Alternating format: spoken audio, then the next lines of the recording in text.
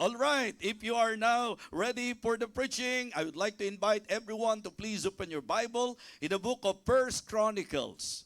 First Chronicles chapter 29. First Chronicles chapter 29. At hihilingan ko po kayo to please follow me silently in your Bible habang binabasa ko po ito ng malakas. Mula po verse number 1 hanggang verse number 17. First Chronicles chapter 29, verses 1 to 17. Kung nakita nyo na po, let me know by saying amen. Okay, now, babasahin ko po sa inyo ang ating teksto. First Chronicles chapter 29, verses 1 to 17. Furthermore, David the king said unto all the congregation, Solomon my son, whom alone God hath chosen, is yet young and tender, and the work is great. For the palace is not for man, but for the Lord God.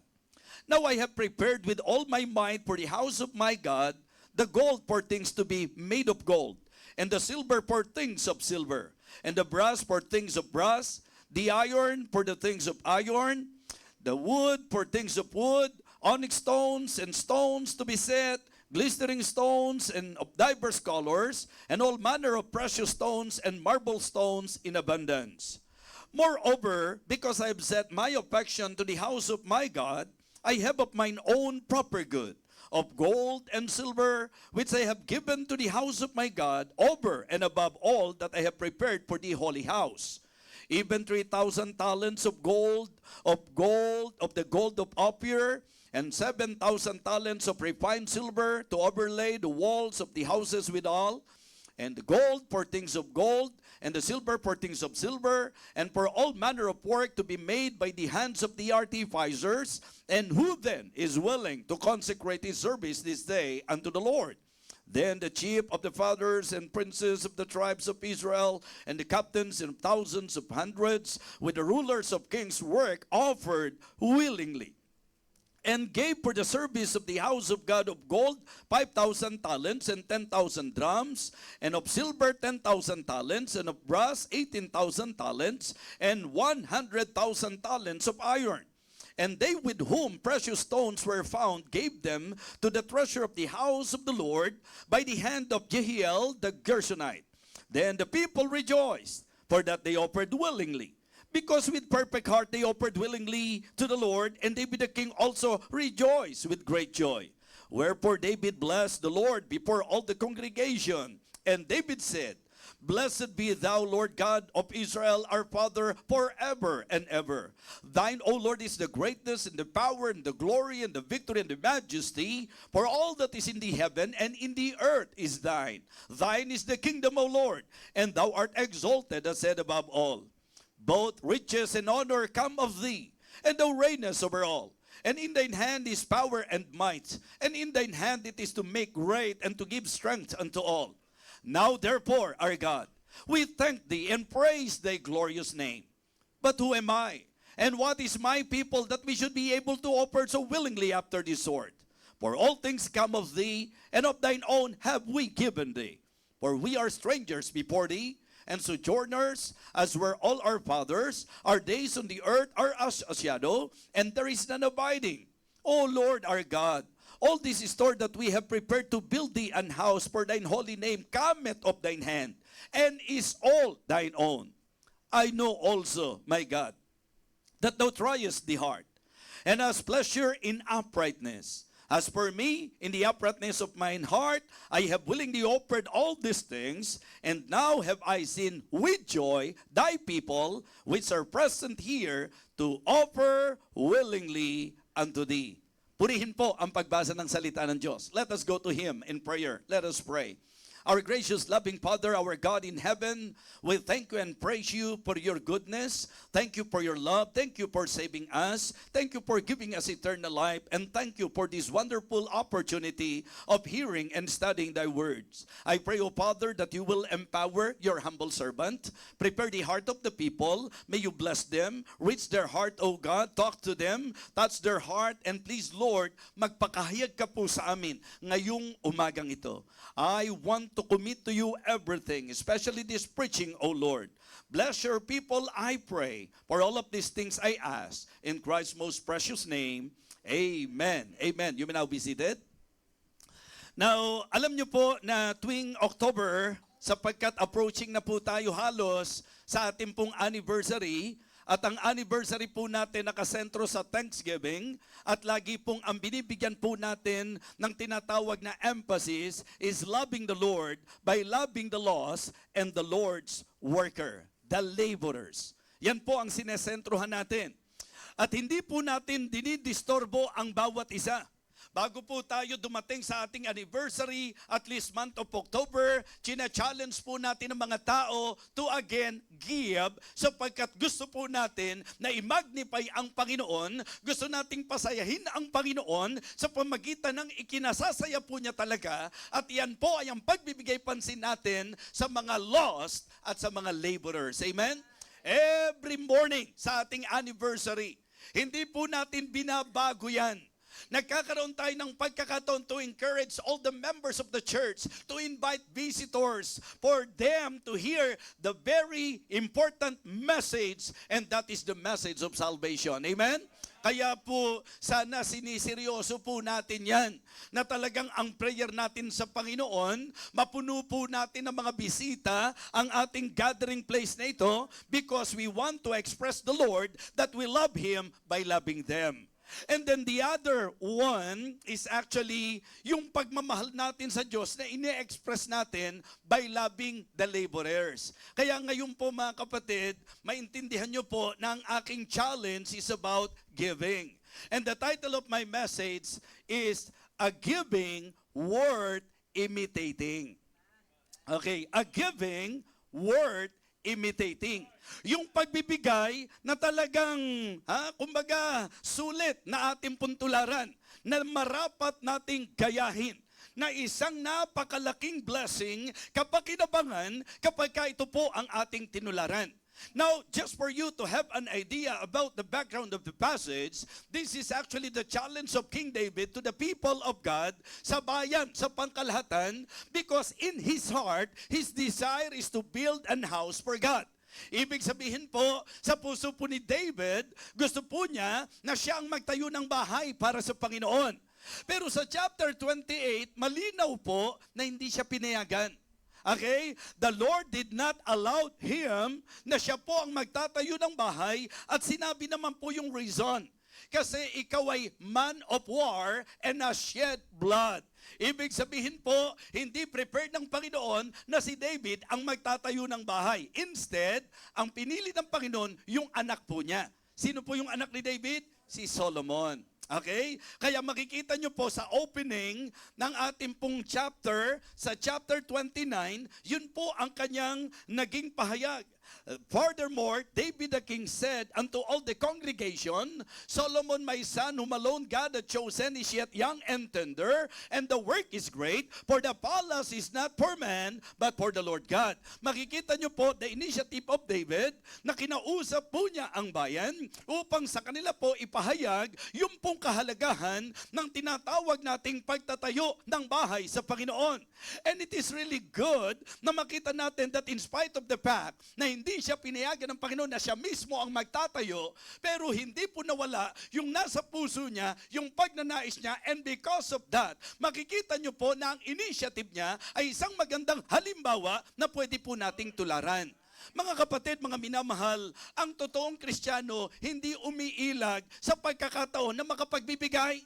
Ang tunay na Kristiyano po'y humahanap ng pagkakataon upang siya po ay makapagbigay. Lalong-lalo na kung ang pinag-uusapan po ay gawain ng Panginoon.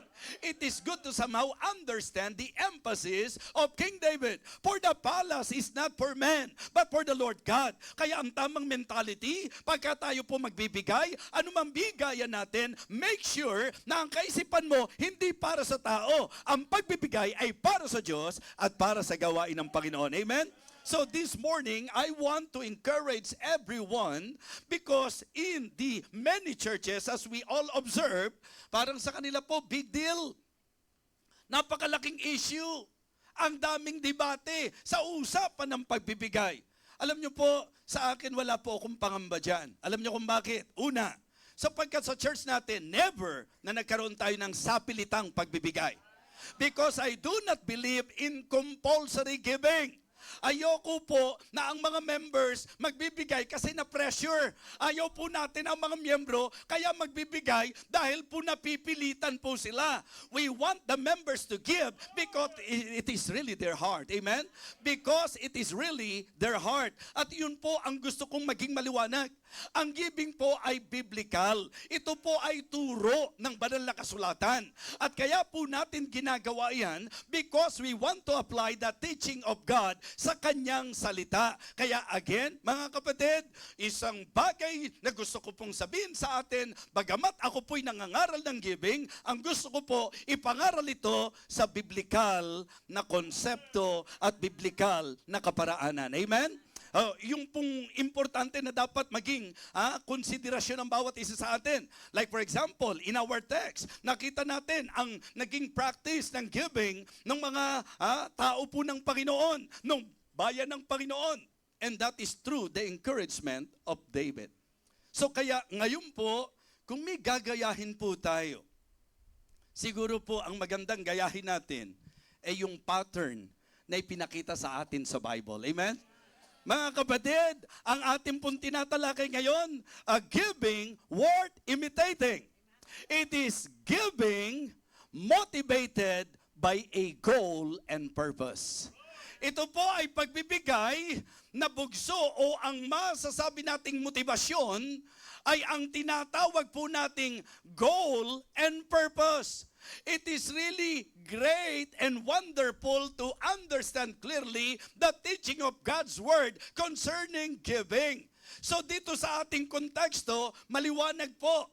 Meron pong goal, meron pong purpose. The reason why David initiated that, the reason why David instructed them, the reason why David set an example sa kanila sapagkat meron pong kailangang i-accomplish. Amen?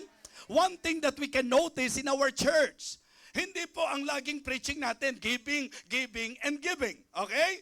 Ang ating pong preaching, once in a while, ipinapasok po natin ang giving, especially kapag ka meron tayong campaign, kapag ka meron tayong project, kapag ka meron pong dapat i-accomplish para sa gawain ng Panginoon. Amen?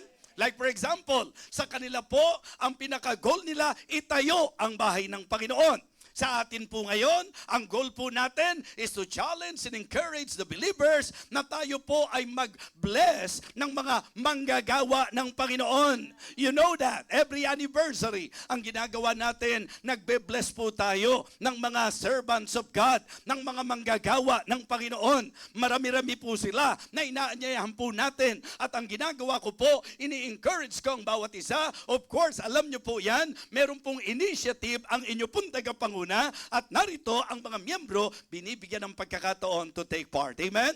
At to participate. So dapat malinaw sa atin na ang usapan ng giving ay usapan ng pag-a-accomplish ng goal at ng purpose. Halimbawa lang po, bakit ba itinuturo po ang tithes and offering? Kasi po, ang sabi, that there may be meat in mine house. And prove me now herewith, said the Lord of hosts, if I will not open you the windows of heaven and pour you out a blessing that shall not be room enough to receive it. So makikita nyo po na kaya itinuturo ang tithing sapagkat may provision na kinakailangan para sa mga manggagawa ng Panginoon at para sa pangangailangan sa gawain ng Panginoon. Amen? So mga kapatid, for me, a giving worth imitating is a giving motivated by a goal and a purpose. Meron po tayong aim, meron po tayong adhikain, meron po tayong mithiin, meron po tayong layunin. Ang lalalim na Tagalog niyan. Ano po? Ang lalalim na Tagalog niyan. Ibig sabihin, merong purpose kung bakit ka nagbibigay. So, it is a wrong practice na kapag ka nagbibigay ka, at least nakapagbigay ako. Kahit papano makapagbigay. Dapat in mind, in heart, klaro sa iyo yung goal, klaro sa iyo yung purpose na kaya tayo nagbibigay una upang sundin natin ang Panginoon. Amen? Lagi ko pong binibigyan ng emphasis ito na dapat po ang goal at ang purpose natin kung bakit tayo nagbibigay to please the Lord. That is number one. to please the Lord. Pangalawa, to prove the sincerity of our love. And then to provide for the laborers. Di ba? So yung tatlong bagay na dapat malinaw po sa atin, the reason why we give, the reason kung bakit po meron tayong giving, number 1, to please the Lord, number 1, to prove our love, number 2, to prove our love, and number 3, to provide for the laborer and for the Lord's work. Diba? So, importante po na naiintindihan natin yan. Para po yung sa part natin, bilang mga mananampalataya, alam natin yung accountability natin. If we really want to please the Lord, one of the things that we can do is to give. Because in giving, ang sabi ng Panginoon, I will take pleasure in it. Okay? Napi-please ang Panginoon. Pagka nagbibigay tayo, napi-please ang Panginoon kapag tama ang pagbibigay natin. Kaya please the Lord. Amen? Pag nagbibigay tayo, huwag para doon sa nakakakita. Diba? Yung bang pagka magbibigay ka, dudukot ka sa harap ng katabi mo at bubungklatin mo pa, ipakikita mong ang laki-laki nitong ibibigay ko. Hindi para ma-impress ang kahit sino, hindi para pupurihin ang kahit sino, kaya ka nagbibigay because you believe. Yan ang kalooban ng Panginoon at magbibigay ka because you want to please the Lord. Amen? In giving your tithes, in giving your offering, any kind of giving na gagawin natin sa Bible, make sure that our goal, our purpose is to please the Lord. Amen? Number 2, to prove our love. Yung patunayan natin na may pagmamahal tayo sa Panginoon una sa lahat. Because we love the Lord, mamahalin natin yung lost. Because we love the Lord, mamahalin natin yung Lord's work. Because we love the Lord, mamahalin natin yung laborers. Amen? Kaya po, sana hindi ka nagbibigay sa pastor para maging malakas ka lang sa pastor. Hindi ka kaya nagbibigay para sa manggagawa, para lang purihin ka ng tao. Dapat ang dahilan, dahil mahal mo ang Diyos, kaya mahal mo ang gawain ng Diyos, mahal mo ang manggagawa ng Panginoon. Amen? Mga kapatid, niliwanag ni Apostol Pablo yan sa 2 Corinthians chapter 8 and verse number 8. Not I speak by commandment, but by the occasion of the forwardness of others, and to prove the sincerity of your love. It is very easy to say, mahal ko ang Panginoon. But to prove that is another story. That is another thing. So in giving, we need to prove our love. Amen? And we need to provide for the laborer that there may be meat in my house. Kasi kumakain din po ang mga pastor. May mga pangangailangan din po yan. Tinalikuran po ang kanilang pansariling ambisyon. O lalo na po yung resident pastor natin dito. Kung tutuusin, he is earning good. Nung tawagin po siya ng Panginoon, kumikita po siya ng maayos. Maganda po ang kanyang profession, maganda rin po ang kanyang posisyon, at mayaman po yan kung tutuusin. Ito atin-atin na lang, mayaman po yan. Pero tinalikuran po niya yan nung maging klaro sa kanya ang tawag ng Panginoon. At dahil tinawag siya ng Panginoon, hindi niya pinanghinayangan yung kanyang mga tinalikuran. Bakit? Kasi naniniwala tayo, when God calls, He enables. Amen? Pagka ang Diyos ang tumawag, ang Diyos din ang magpapala sa iyo. Ang Diyos din ang magbibigay provision para sa pangangailangan mo. Kaya nga kung saan ka inililid ng Panginoon, yung mga workers natin, yun ang ipag-pray ninyo. Huwag yung lugar na gusto nyong puntahan, kundi kung saan kayo gustong dali ng Panginoon. Kasi ang pinaka pangako at garantiya ng provision ng Panginoon kapag ka ikaw ay nasa kalooban niya. Amen? Kaya mga kapatid, ito po'y napatunayan ko po sa aking buhay. Kung tutuusin, maraming pangapastor actually si Missionary Pilisilda, medical doctor po yan. Si Dr. Gisalba, medical doctor po yan. Mga tinalikuran po nila yan. Nung tawagin sila ng Panginoon at nakita natin, hindi sila pinabayaan ng Panginoon. Alam nyo, ang ginamit ng Panginoon, mga miyembro na natutong sumuporta, umagapay at magbigay sa gawain ng Diyos. Alam niyo kung bakit confidently na ipapangaral ko yan? Siguro po sa maraming pastor, ako na po siguro yung isa sa mga pastors na magsasabi na napakapalad at napakapinagpala ko na binigyan ako ng Diyos ng mga pinangungunahan na marunong kumalinga at matapat sa kanilang pagsuporta sa Diyos sa kanyang gawain. Amen? Kahit saan ako pumunta, nasasabi ko po yan. Kaya nga nililinaw ko sa inyo. Huwag nyo kasing isipin na kaya ko lang sinasabi kasi nakaharap ako sa inyo. Kahit nakatalikod ako, kaya kong sabihin yan. Alam nyo mga kapatid, ako po'y nagpapasalamat na binigyan ako ng Panginoon, ng mga miyembro na marunong umagapay, na marunong sumuporta, marunong kumalinga sa mga nagpapagal sa kanila. Amen? Harapan talikuran na sa... Gusto nyo tagilid, mga kapatid? Diba? Seriously speaking, I am very happy and you know what? Hindi po ako nakakaramdam sa church na ito ng puwersahan. That is actually the good thing about our church. That is a good practice because we understand the purpose.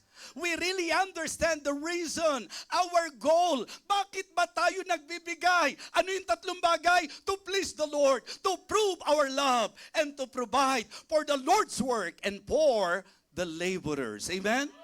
Mga kapatid, a giving worth imitating is a giving motivated by a goal and a purpose. Dito sa konteksto natin, anong purpose? Di ba? Sabi niya, itatayo yung bahay ng Panginoon. Kaya nilinaw niya, sabi niya sa mga tao, for the palace is not for men, but for the Lord God. Sige po, unawain niyo mabuti yung kabuuan ng verse. Ang sabi po, furthermore, David the king said unto all the congregation, Solomon, my son, whom alone God hath chosen, is yet young and tender. Ano ang dini niya? And the work is great. Alam niyo po, ang ini-imply po nitong si David, to make the people understand that Solomon cannot do the work alone. Hindi kaya ng isa lang. Mga kapatid, the same thing here in our ministry. Hindi kaya ng pastor lang yan. Hindi kaya ng worker lang yan. Ang usapang ministeryo ay usapan na dapat sama-sama at tulong-tulong po tayo. Amen? Kaya pagka po malinaw ang goal, mas madali po ang ating pong pagbibigay. Amen? So a giving worth imitating is a giving motivated by a goal and a purpose. Okay? So ikalawa po, mga kapatid, maganda rin pong ma-consider na sa usapan po ng giving, ano yung number 1 natin? Motivated by a goal and a purpose. Ayan. Second, it is a giving moved with great love and passion. Ito po yung pagbibigay, bunsod o pagkilos ng matinding pag-ibig at damdamin. Pansinin niyo po ang sinabi ng verse number 3. Verse number 3. Okay? Sa verse number 3, ang sabi po ni King David, moreover, because I have set my affection to the house of my God, ang sabi po niya, I have of mine own proper good of gold and silver, which I have given to the house of my God over and above all that I have prepared for the holy house. Mararamdaman niyo po na ang pagbibigay ay maganda na bunsod, kilos ng pagmamahal at damdamin. Di ba? Yun po yan eh. Minsan nakakakita tayo nung mga street children. Di ba? Yun po yung mga nasa kalsada. Opo, kasi street children di po ba? So nasa kalsada po yan. Hindi ba minsan, kahit na may concept tayo, baka mamaya ginagamit lang ito ng mga sindikato kasi alam nating nangyayari yan. Pero kapag ka nadaig ka pa rin nung, nakakaawa naman siya, di ba? Yung damdamin mo napukaw, yung medyo nakilos yung damdamin mo, di ba? Si Brother Junjun, kung titingnan niyo po yan si Brother Junjun, simpleng-simple lang po yan. Pero grabe po yan. Pagka nakakita po yan ng mga nasa kalsada, talagang kung magbigay po yan mga kapatid, aabutan niya ng 500 yan. Opo, hihingi po siya ng sukling 490 mga kapatid. At magugulat kayo, may panukli, mga minamahal. Ibang klase ano. May panukli. Now, kidding aside, ang gusto ko pong i-point out is that pagka namumove, mas madaling magbigay. Intindihan niyo po? Kaya ako ang paniniwala ko talaga, hindi tama ang church na sapilitan ang bigayan. Kasi kahit ang Diyos ayaw niya na yung magbibigay na pipilitan. Tingnan niyo po ang sabi ng 2 Corinthians 9:7. 2 Corinthians 9:7. And for you to better appreciate itong ating pag-aaral, sabayan niyo ako sa pagbasa. 2 Corinthians 9:7. Ready? Begin. Every man according as he purposeth in his heart, so let him give. Not grudgingly or of necessity, for God loveth a cheerful giver. Naiintindihan niyo po yung gusto kong ipunto? Kaya ako pinabasa sa inyo para malinaw na malinaw sa inyo na kung ang pag-uusapan pagbibigay, ayaw ng Diyos na magbibigay ka dahil napilitan ka. Ang tanong ko ngayon, kung pastor ako at sinabi na ng Biblia na ayaw ng Diyos na ang tao magbibigay dahil napilitan, ba't pipilitin ko yung mga miyembro? Diba? Ba't kailangan ko pong pilitin at pwersay ng mga miyembro? No! The best thing that the pastor can do is to teach the people to love the Lord. Amen? Turuan mo ang taong magmahal sa Diyos. Walang totoong magmamahal sa Diyos na matitisod sa giving para sa gawain ng Panginoon. I am very sure we have proven that so many times na kung tutusin, hindi naman po tayo mayayaman dito. Simpleng-simple lang ang buhay ng mga tao dito. Yung pag gustong pumunta ng Canada, pupunta ng Canada, pagpunta ng Amerika, pupunta. Ganyan kasimple mga buhay ninyo. Di ba? So ang ibig ko pong sabihin, yan po'y bonus at blessing ng Panginoon sa kung ano po ang pinatunayan niya na kapag ka ikaw malaki ang puso mo sa pagbibigay, kapag ka ikaw may tibok ng puso sa pagbibigay, magugulat ka sa kayang gawin ng Panginoon. Opo, sa ngayon sila Pastor Poy, sila Ma'am Melch, yung kanilang grupo na doon sa Amerika ngayon. Alam nyo, bukang bibig nila, ni sa imagination, hindi nila na iniisip na mararanasan nila yan. Bunga na lang po yan ng kung ano po ginawa ng Panginoon. Doon sa kung ano ang kanilang naging puso sa Panginoon. You cannot outgive God. You cannot outlove the Lord. Pagka minahal mo siya, mas lalong matindi ang pagmamahal niya. Pag nagbigay ka sa kanya, lalong matindi ang pagpapala niya. Kaya para sa akin po, it is good to imitate yung giving na dahil sa pagmamahal, sa pamamagitan ng ating pagmamahal at damdamin. And moreover, I have set my affection. Ang sabi po, pag may bibigay, not grudgingly or of necessity. Kaya mga members, kung kayo napipilitan lang din, mga kapatid, kaya nga ginawa natin na kayo na pumupunta dito sa, di ba? Kasi may mga churches, hindi po sa pilitan, pero ang gagawin po, i-offer na ganyan. Ang tagal-tagal na, hindi pa umaalis doon, hanggat hindi naguhulog yung nagbibigay. Ay, hindi sa pilitan ng pagbibigay namin dito. Humahaba service Bakit? Kasi ang tatagal ng hintuan doon sa mga kapatid, mga minamahal, it is really good to practice giving out of love. Because you love the Lord, kaya ka nagbibigay. Ang tamis-tamis sa Panginoon na nag-iikapu ka nang wala kang mga diba-dibate at mga kung ano-ano pang mga pangsariling pangangatwiran.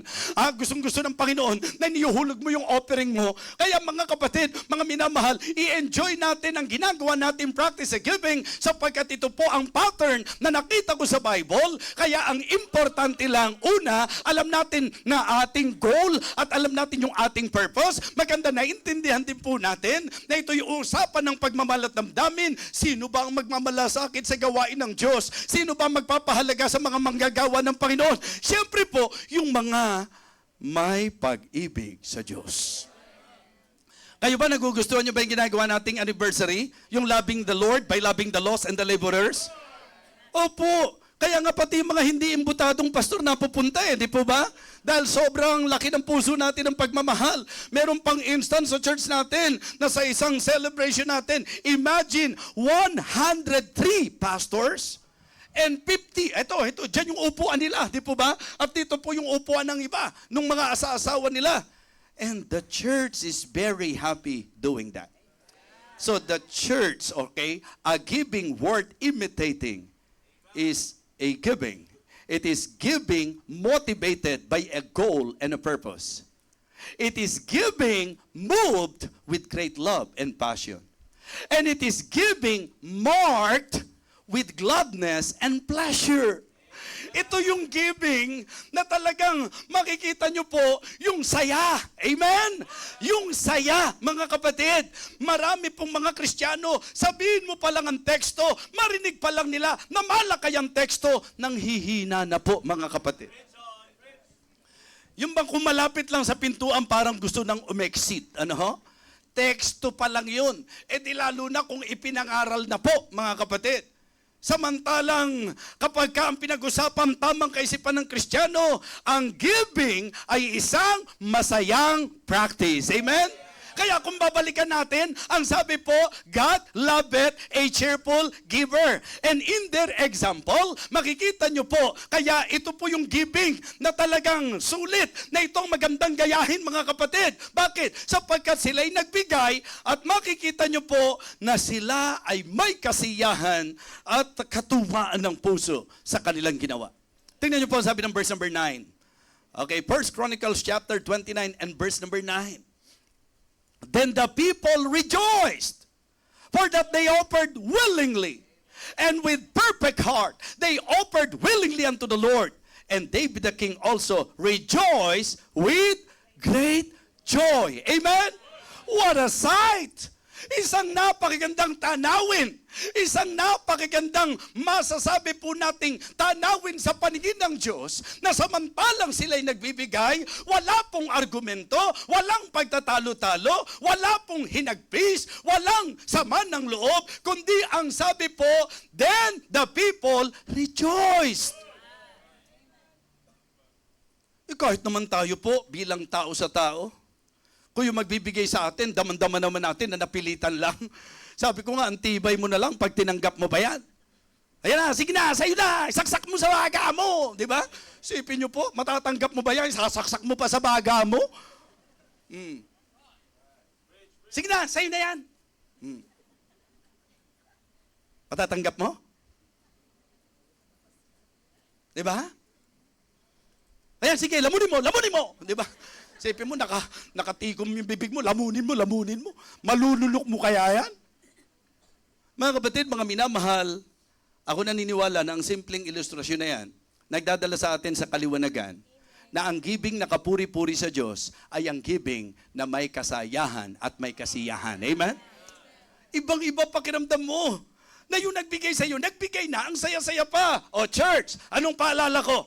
Di ba, paalala ko sa inyo, better not to give anything sa akin kung ang kapalit nito, nagtatalo-talo kayo, tapos merong mga na-open, merong mga natisod, higit kayo. Tatandaan nyo po ito mga kapatid, walang kaplastikan nito, walang hihigit sa halaga ninyo sa akin na anumang ibibigay nyo.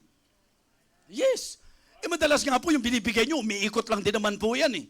Minsan nahihilo nga po yung binibigay nyo, bakit? Umiikot lang eh. Ang ibig ko pong sabihin, kaya kong sabihin, in all honesty, nang wala pong pagpapaimbabaw, na kapag ka ako po pinagpapala, marami po ang napagpapala. Hindi po yan. Di ba? Mga kapatid, mga minamahal, maganda po na yung mga pastor, umaangat ang buhay, hindi dahil sa mga contractor. Ano ho?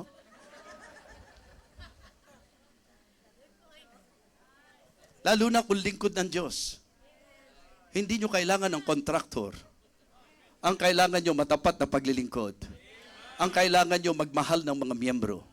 At ang mga miyembrong matututong magmahal, yan mismo ang gagamitin ng Panginoon para tugunan ang pangangailangan ng manggagawa. At hindi ko ikinahihiyang sabihin sa inyo na kaya umaayos ang buhay ko dahil sa mga mananampalataya. Lagi ko pong idinidiin ito. Kasi alam niyo po, leader ako ng isang grupo na kung saan po nagsusupport ng mga missionaries dito sa, di ba? May mga Amerikano po, nakapartner po, yung AIM Foundation. Pero lagi ko po nililinaw, anumang nakikita niyo sa akin, huwag niyong ibintang sa kanila, huwag niyong ibintang kahit kanino. Ang nakikita niyo po sa akin ay kagandahang loob ng mga miyembro na inaalagaan po natin. Amen? Mga kapatid, yung tipo bang pag natingin ka sa sapatos, o bigay ni. Di ba? Ang mga pastor, bigay ni yan. Alam niyo yung bigay ni? Pastor, ganun po ba? Makakonsulta nga. Hindi. Kasi yung barong niya, bigay ni. Di ba? Bigay ni RA, bigay ni. Di ba? Yung mga ganun po eh.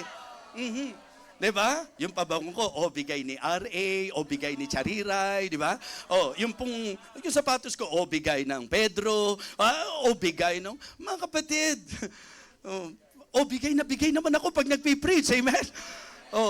Mga kapatid, hindi dapat ikahiya ng pastor na ang mga miyembro niya generous sa kanya, na ang miyembro niya supportive sa kanya. May mga members nga tayo dito, hindi naman ganun kaluwagan ng buhay, pero magugulat ka na kahit sa napakaliit na halaga, pero gustong mag-express, mga kapatid. I believe, yan po ang isang bagay na kahanga-hanga sa Panginoon. Yes. Nakatanggap ako ng CY Gabriel, mga kapatid. Ano nasa isip ko? Sabi ko, ilan ba yung precious rubies? Bigyan nga natin. Para mapanatili ang ganda ng mga precious, manatiling parang mga bata ang precious. O baka naman pagka nagbigay ako, dumami ang miyembro ng precious rubies, ha? Ha? Mga kapatid, mga minamahal, ang magandang atmosphere ng church, bigayan. Hindi yung pastor kabig na ganyan, mga kapatid. Hindi. Ang pastor nga ang dapat unang ganyan eh. Tama po? Amen? Oh, mga kapatid, maasiwa ba akong sabihin sa inyo yan? Alam ko po na kayo mismo patotoo na ang pastor nyo hindi naman pala ganyan. May dumalaw nga sa amin nung nakaraan, hindi po ba? Hindi po para ipagmagaling ko sa inyo to, pero kasi uso na yung mga bagyo ngayon eh. Parang nabagyo po ako nung nakaraan. Dinalaw po ako nila PNG ng mga manggagawa natin at kasama si Tatay Joselito. Alam niyo po yun, yung joy mo na nakadalaw sila doon. Wala ko sa plano yun. Pero dahil nandun sila, nag-iisip ako, ano kaya ang po pwede kong, di ba?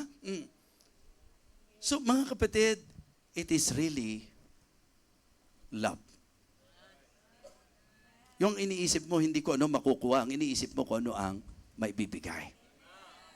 Teka, naghahati na kaagad kayo sa CY Gabriel, ho? Hindi pa natin tiyak kung So, ang ating pong gustong ipunto, mga minamahal, yung giving na worth imitating, ito po yung giving marked with gladness and pleasure. Ang sarap-sarap sa puso na yung nagbigay sa iyo, kitang-kita mo, masaya siya. Di ba sa biblical concept, yun naman po ang sinabi ng Bible, mga kapatid, hipokrito tayo pag sinabi nating hindi masaya na tayo po'y binibigyan. Di ba? Medyo hindi po panipaniwala kung hindi natin sasabing masaya tayo pag may nagregalo sa atin, may nagbigay sa atin. Di po ba? Pero mga kapatid, gusto kong sabihin sa inyo na si Apostol Pablo ang nagsabi, itong mga kamay na ito, nagministeryo sa inyo. At laging maganda na maalala nyo kung paano si Yesu Cristo ang nagsabi, it is more blessed to give than to receive. Masaya na tumatanggap ka, pero sa mga nakaranas na kayo'y nagbigay, na kayo'y nagregalo, lalo na kung nakita nyo na masaya yung binigyan nyo. Di ba? Ang tibok ng puso mo, bigyan mo pa ng bigyan eh. Di ba? Nakita mo, saya niya nung tumanggap siya ng Balman. Nag-iisip ka ngayon uli kung paano, ano kaya yung po pwedeng, parinig na rin po ito mga kapatid. Parinig na rin po ito. Hindi, kidding aside, ang gusto kong sabihin sa inyo, ang sarap-sarap sa puso, nung nakita ko po yung simpleng bagay na ibinigay. Yung mga worker natin, si Tatay Joselito, mga kapatid, hindi peso ang ibinigay ko dyan. Foreign currency, mga kapatid. Opo, $2 yata yun, $2. Di ba? Akala mo, laki eh, no? So, ang gusto ko pong i-point out, mga kapatid, ang masaya po sa usapan ng bigayan, yung nagbibigay, masaya, hindi po yung sinasabi niya, na-pressure ako, kaya ako nagbigay. Maganda po ang maririnig natin, it's my pleasure to give. It is my joy, it is my delight, it is my gladness, it is my pleasure to give. Amen? Ganun ang magandang puso. And then, last, but not the least. Okay, number 1, giving motivated by a goal and a purpose. Giving moved with great love and passion. Giving marked by gladness and pleasure. And then last but not the least, a giving worth imitating is giving manifested by gratitude and praise. Di ba? Ito po yung pagbibigay na kapahayagan ng pasasalamat at ng papuri. Mga kapatid, ito yung mataas na level. Ito po yung tamang pagbibigay. Na kaya ka nagbibigay, hindi para tanawan ka ng utang na loob, kundi bilang pagtanaw mo ng utang na loob. Look at verse number 10. 1 Chronicles chapter 29 and verse number 10. Wherefore David blessed the Lord before all the congregation, and David said, okay, blessed be Lord, thou Lord God of Israel, forever and ever. Ano ang sabi po ng verse number 13 po? Verse number 13. Okay? Now therefore, our God, we thank thee and praise thy glorious name. Diba? Giving manifested by gratitude and praise. Kaya ang tawag natin, sa giving natin dapat, thanksgiving. Yung nagbibigay ka bilang pasasalamat na inihahayag sa pamamagitan ng pasasalamat at ng papuri sa Panginoon. Psalm chapter 116 and verse number 12. What shall I render unto the Lord for all His benefits toward me? Mga kapatid, mga minamahal, isang napakagandang pagkakataon para suriin natin ang ating mga sarili kasi naniniwala ako na kapag ka ang nagbigay, nagmamataas, hindi pagbibigayan na nagpapahayag ng pasasalamat at papuri. Pagpapasikat ang tawag po dyan.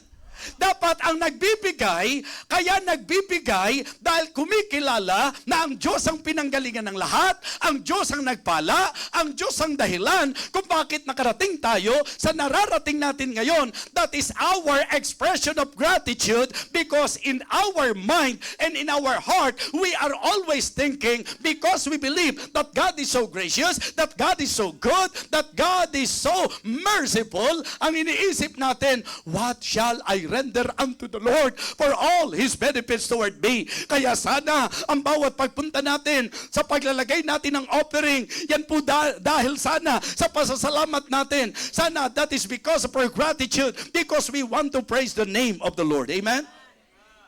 Kaya ang isang goal natin, pag nagbibigay tayo, dapat nag-glorify natin ang Panginoon. Kaya maganda rin kukunin natin yung concept nung pong kay Hagay at yung concept nung kay Malakay.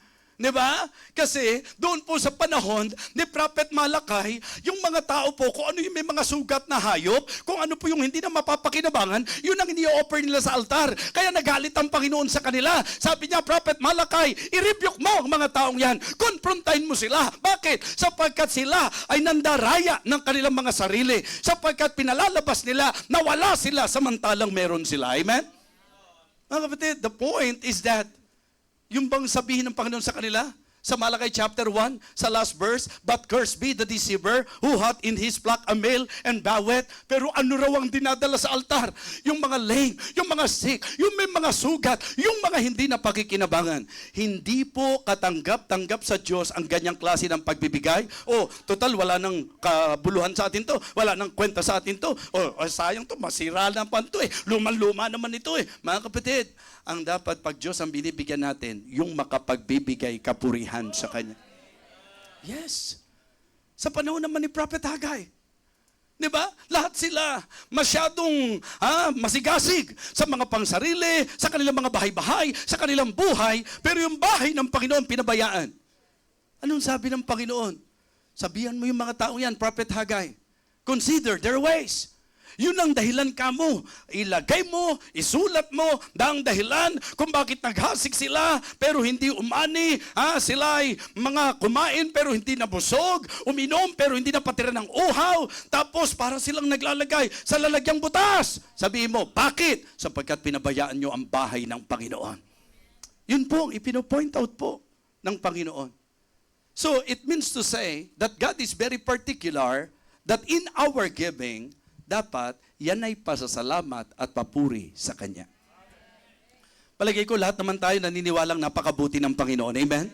I believe all of us will agree that our God is really gracious. Napaka-mapagbiyaya, napaka-mapagpala. At ako naniniwala mga kapatid na yan po ay hayag sa araw-araw nating buhay. Ang kabutihan ng Panginoon, ang katapatan ng Panginoon, ang biyaya ng Panginoon, ang kahabagan ng Panginoon. Yan po mga kapatid, maging ang mercy niya, ang katapatan niya, dakila po yan. Yung kanyang kahabagan, tuwing umaga po yan, araw-araw po yan. At para sa akin po, marapat lang na tayo ay maging mapagpasalamat sa Diyos. Amen?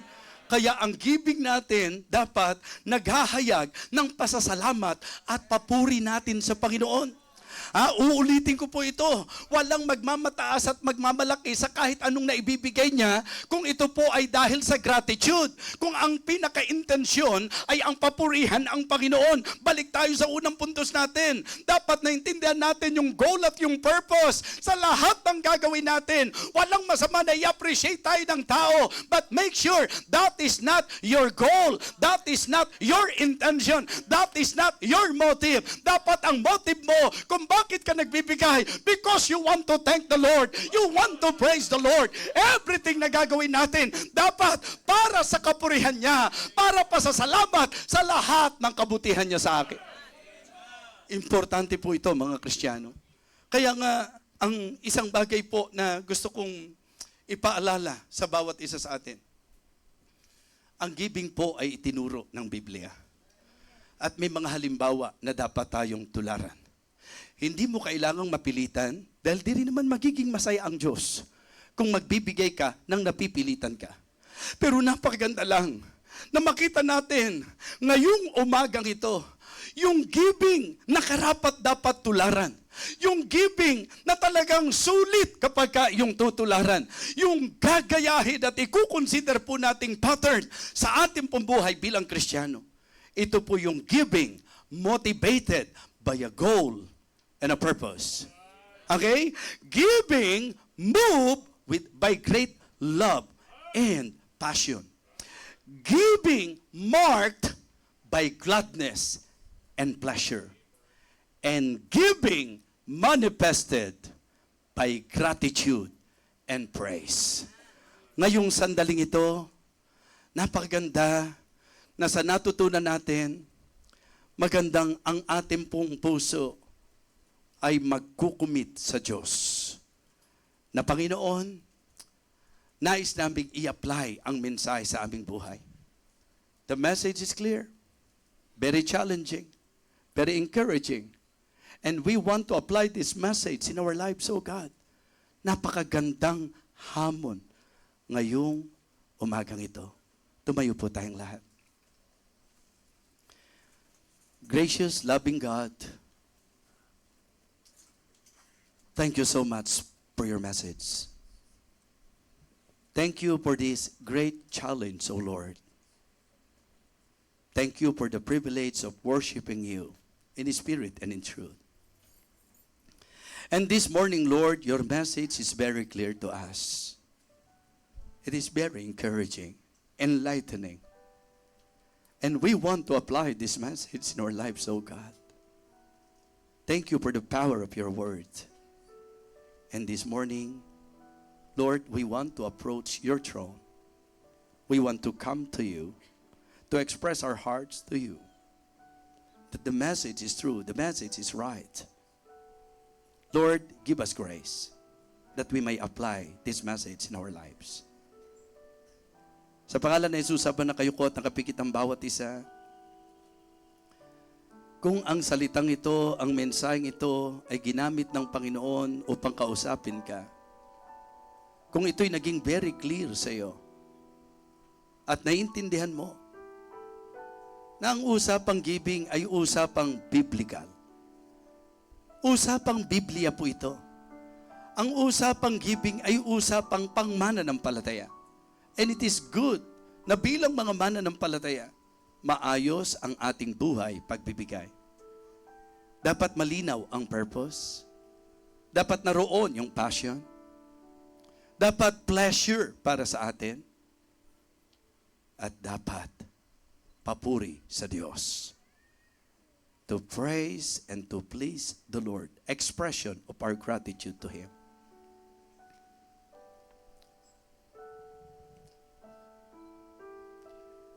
Aawitin po natin ang awiting, I will not offer anything to God that costs me nothing.